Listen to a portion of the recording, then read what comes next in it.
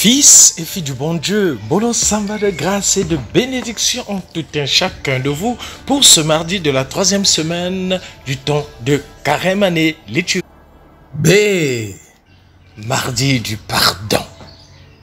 Oui, nos réticences à pardonner à autrui proviennent d'un sentiment de prétendue justice. Il serait, pensons-nous, injuste de passer l'éponge sur une offense qui a été faite. Elle exige réparation. Pourtant, si nous consentions à nous situer devant le pardon que Dieu ne cesse de nous accorder, notre exigence de justice nous apparaîtrait bientôt vaine.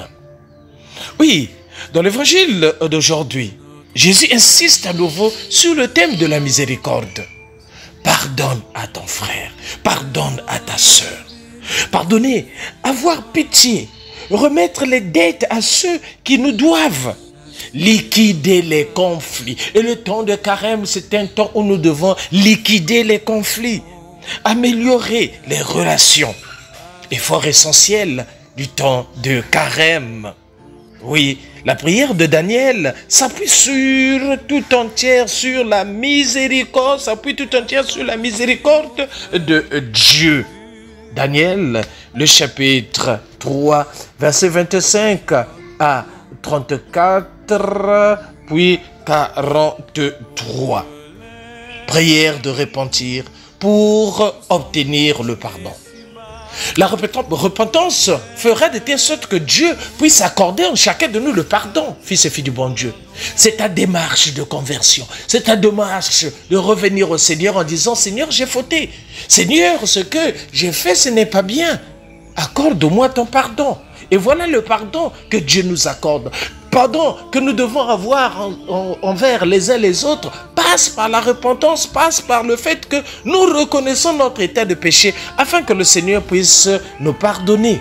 Oui, un croyant qui se sait pécheur et membre d'un peuple pécheur fait appel à la miséricorde divine et l'implore en faveur de ceux qui cherchent le visage de Dieu.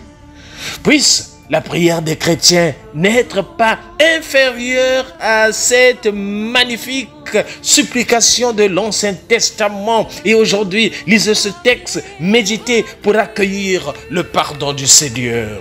Oui, la prière de Daniel. À cause de ton nom, Seigneur, ne nous abandonne pas pour toujours. Ne détruis pas ton alliance. Ne nous prive pas de ta miséricorde. Ah ben c'est merveilleux, fils et filles du bon Dieu. Tout au long de cette journée, répétons ces paroles. À cause de ton nom, Seigneur, ne nous abandonne pas pour toujours. Ne détruis pas ton alliance. Ne nous prive pas de ta miséricorde. Oui, l'époque de Daniel est une période de grande humiliation et d'épreuve. Les Juifs ont été déportés à Babylone et ils sont persécutés. Il n'y a plus aucune structure ni institution, ni chef, ni prophète, ni prince, ni holocauste, ni sacrifice d'offrande, ni encens, ni même le lieu pour prier. C'est dans cette situation de désolation, comme pour chacun de nous, certains, ceux qui m'écoutent vivent des situations de désolation, que Daniel prie, que chacun de nous devons prier. Oui, l'histoire du peuple de Dieu est jalonnée de faits semblables. Ce n'est point une histoire de puissance. Les moyens humains ont souvent manqué. Les échecs étaient habituels. Les événements s'abattaient durement, déroutants. Et dans cette situation, l'impression troublante est d'être abandonné de Dieu. La pire tentation pour celui qui a mis sa confiance en Dieu. Notre tentation. Et on le dit très souvent, « Ah, Dieu m'a abandonné. Ah, Dieu n'écoute pas mes prières. Ah, parce qu'on se retrouve dans la souffrance, dans des situations difficiles. » C'est la pire des tentations dans notre vie. « Mon Dieu, pourquoi m'as-tu abandonné ?» dira Jésus aussi. Ne nous abandonne pas pour toujours. Ne détruis pas ton alliance. Nous sommes la plus petite de toutes les nations humiliées aujourd'hui dans le monde entier à cause de nos péchés. Allons, moi aussi, une fois de plus, il me faut regarder ma petitesse, oser faire le bilan de mes pauvretés, de mes épreuves, de mes péchés. Osons faire notre bilan de nos pauvretés, de nos péchés, fils et filles du bon Dieu, afin de les remettre entre les mains de Dieu, afin que nous puissions grandir Oui, demandons au Seigneur de nous traiter avec sa miséricorde. Traitons-nous avec miséricorde selon ta grande bonté. Oui, c'est toi, Seigneur, qui nous suggère cette prière. C'est ta propre parole que je redis. Quand je dis ces mots après le prophète Daniel, c'est toi qui me dictes ces sentiments. Oui, ceux qui font confiance au Seigneur, ils n'auront pas de honte, fils et filles du bon Dieu. Oui, aie confiance au Seigneur, tu ne seras pas déçu. Aie confiance au Seigneur, tu obtiendras la grâce en abondance dans ta vie, fils et filles du bon Dieu. L'évangile de ce matin, Matthieu, le chapitre 18, verset 21 à 35. Pardonnez et il vous sera pardonné. 10 000 talents, c'est 60 millions de deniers. Le débiteur du roi se montre donc vraiment impitoyable quand il fait emprisonner celui qui ne lui doit que 100 deniers. C'est pourtant notre attitude lorsque nous refusons de pardonner à nos frères. Leur dette envers nous est insignifiante par rapport à ce que nous devons à Dieu. Nous disons dans le Notre Père, pardonne-nous nos offenses comme nous pardonnons à ceux qui nous ont offensés. Est-ce que tu arrives à pardonner à ton frère? On a la facilité de dire au Seigneur, pardonne-nous. Pardon, Seigneur. Je me suis égaré. Mais accorde également le pardon. Le pardon que nous recevons de Dieu a un lien étroit avec le pardon que nous accordons aux autres. Accorde le pardon à l'autre, Dieu également t'accordera le pardon. Pardonner, remettre les dettes, oui. Nous voici devant le domaine des relations humaines, celui où se jouent des manquements au grand commandement, l'amour. Celui où naissent et s'entretiennent les conflits et les indifférences. Celui où les blessures restent les plus vives parce qu'on les croit définitives.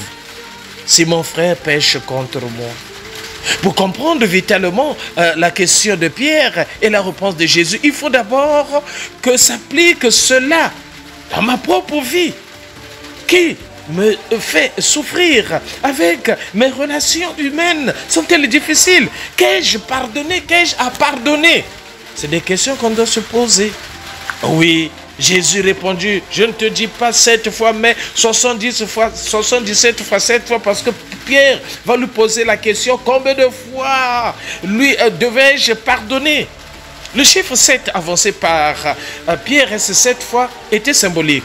C'était pour un juif en ce temps-là un chiffre sacré qui symbolisait la perfection. Mais Jésus fait éclater cette perfection et la pousse jusqu'à son maximum.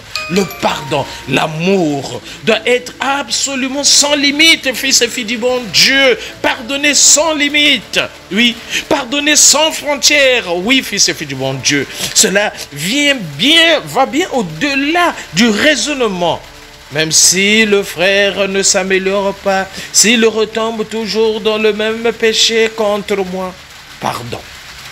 Oui, Jésus, semble-t-il, va jusqu'à là, même si on ne parvient pas à l'amélioration extérieure de la relation effective, il faut que cesse au fond de nous-mêmes toute inimitié, toute dureté et tout ressentiment. Exigence évangélique, exigence de carême. Allons vers le Seigneur par l'acte de pénitence. Allons vers le Seigneur par la confession. Oui, pour Jésus, c'est l'immensité du pardon de Dieu, la démesure de son amour, sa miséricorde infatigable et sans limite, qui doit entraîner la nôtre à l'égard de nos frères et sœurs. C'est Jésus que nous doit, en étant disponibles à son action, et nous également, allons vers nos frères et sœurs pour accorder le pardon. Regarde pendant cette journée, essaie de faire l'examen de conscience avec qui tu n'arrives pas à t'entendre. Demande pardon. Accorde ton pardon. Et si il y a quelqu'un que tu as dû offenser, va lui dire pardonne-moi. Oui. Le pardon libère. Le pardon, c'est une puissance qui met la paix intérieure au plus profond de nos cœurs. Oui, et Pierre lui-même fut l'objet de ce pardon infini parce que le Seigneur veut accorder son pardon en chacun de nous, fils et filles du bon Dieu. Aimons-nous, vivons et préparons notre ciel en faisant le bien sur la terre. C'est le Père Paul Jess Tounou depuis la paroisse Saint-Michel de Nkembo, Saint-Michel de la Gloire. Là, nous sommes dans l'archidiocèse de Libreville, c'est au Gabon. Sainte journée de grâce et de bénédiction, tout un chacun de vous. N'oublions pas, Kipé, Yayo et Tokos de Carême à tout un chacun de vous. Merci Seigneur. Relève-nous par ta grâce et ton pardon. Aie pitié de nous, nous nous humilions de